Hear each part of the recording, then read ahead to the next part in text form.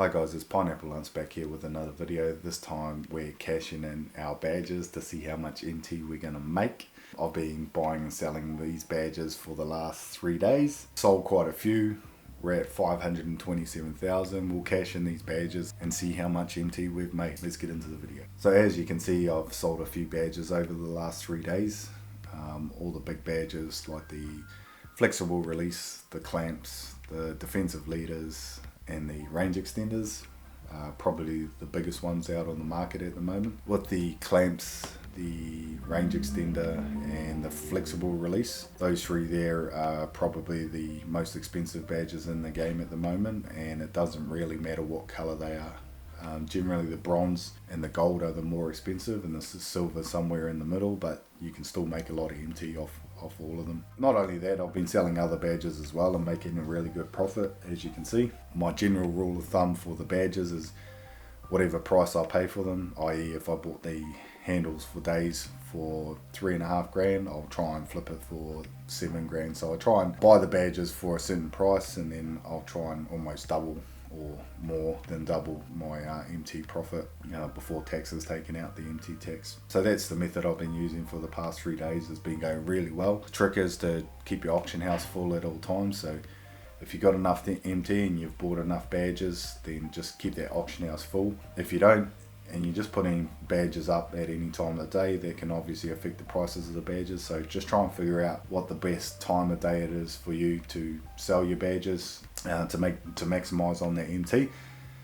If you do have those badges and you're waiting for that time, if it's going to be like in 8 hours or whatever, just throw your badges up for whatever price you're going to sell them for. You never know, someone might buy them. Also, if you're going to put the prices up at a ridiculous price, you never know, people might buy them. If you've just got them sitting in the auction house or sitting in your collection, then you're going to make 0 MT. So just put them up on the auction. You never know that someone might buy it, think it's a good deal or whatever, and then you've made the MT. But the worst thing you can do is not have anything in the auction house, and that way you're not making MT. So as you can see, we're coming close to 1 million MT. We just cracked 1 million MT, sorry. So that's awesome. Just on a side note as well, I bought these two players here, Kelly and Rajon. I bought them for maybe $1,000 each. The season agendas came out last night, so I ended up selling Kelly for nearly 16 grand and Rajon Rondo for 10.5. Massive profit to be made on these season agendas. A lot of YouTubers are saying sell the cards. I've said before, I disagree. I say hold on to them because they're worth something this year because of the season agendas, but it's really up to you. As you can see, I've held on to those two cards and made 16 times the profit on Rajon, Kelly, and 10 times the profit on Rajon. So it's really up to you. It's personal preference. But yeah, we'll cash those guys in as well. And once we've cashed those guys in, I'll take you through my collection and just give you a quick sort of rundown on badges and what I buy them for and what I sell them for. Just a brief run through of the badges. That way you've got some sort of idea for anyone that's new to the badge method. Like I said in my previous videos, I've been using this since pretty much day one. That's how I've acquired so many badges, because I've just been continually buying the badges and looking at the prices and seeing what's a good price and what's not, and studying the market in terms of badges. It's such a good method, as you can see. 500k over 3 days. Obviously I would have spent a bit buying the badges, maybe 200k, but then you were looking at 300k profit. So yeah, it's been an awesome method. So we'll go through my collection at the moment. As you can see, we've got a few gold badges in there. So the Worm, the Trapper, the Defensive Leader, the Pogo, the Interceptor. If you can get those for sort of 2.5 grand, and you can maybe flip them for 4 or 5 grand each as a rough gauge, so you're sort of doubling what you paid for. That's a good price. The Intimidator, the Heart Crusher, the Defensive Leader, and the Clamps are getting pretty expensive. The Box, all those ones up the top, if you can get those for sort of 2.5, 3 grand and sell them for about 5 or 6 generally. Quick First Steps going for about 20k, so that's crazy. If you got that in your collection, that's a good one. The Volume Shooter, that's usually going really cheap, and you can about 3k, and you can flip that for about 6. The floor general is kind of up and down at the moment. Sometimes you can get it for 3.5k and sell it for like 10k. Sometimes it's worth 6k, so it's up to you. Handles for days is on the rise.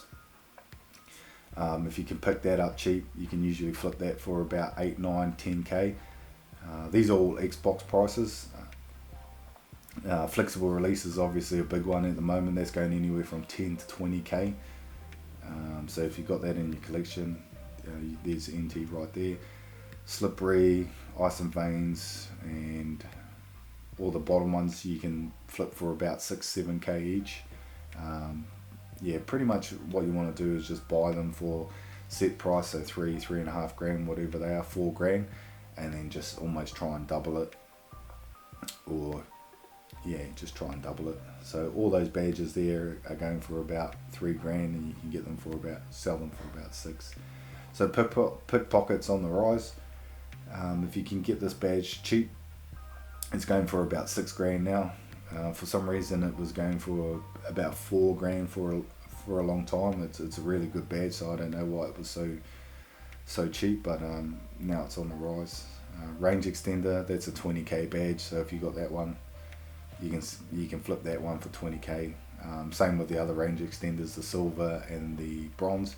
It doesn't really matter, they're all around the same sort of mark. FASTBREAK finisher, that's a great badge for what it does. I mean, everyone always gets those fast breaks and does those dunks, and it boosts your takeover meter, so that's a great badge, and it's usually really cheap. If you can find that for anywhere between 15 and 2 grand, you can flip that for about 4 grand and make a bit of profit. So that's a good one there. Yeah, the best way to filter badges, because the auction house is broken, obviously I forgot to mention, is just to put one of the badges in your collection and use that as the filter. That way you can get to the badge quicker than anyone else, because you've got it in your collection. You just go find an auction and you'll get that head start. So yeah, badges are definitely the best method for making NT this year. Sniping's obviously a good method as well, but I can't snipe, so this is the method I've been using. If you got any questions, make sure you comment down in the comment section below, and I'll try and get back to you and help you out with the NT. Till the next video, hopefully this helps you, and I'll see you in the next one.